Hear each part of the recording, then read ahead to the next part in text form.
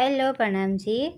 उहाँलाई चाहिँ हामीले प्रणामी आयुर्वेदबाट कम्बो सेट पठाएका थियौँ साबुन बनाउन सिक्नको लागि। उहाँले कति राम्ररी भिडियो पनि बनाएर हामीलाई पठाउनु भएको छ। हजुरलाई धेरै धेरै धन्यवाद।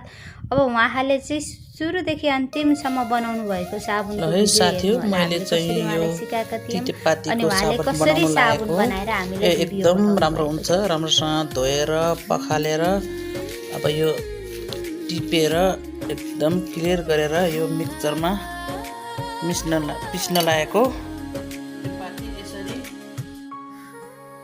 मिक्सचरमा पिस्ने पकाल्नु पर्छ।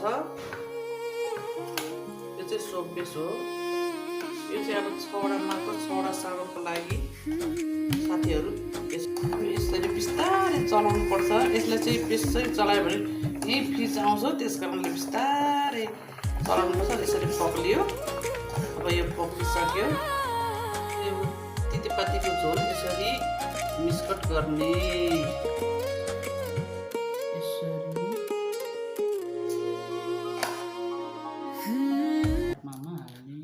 मेरो यो साबुन रेडी भयो।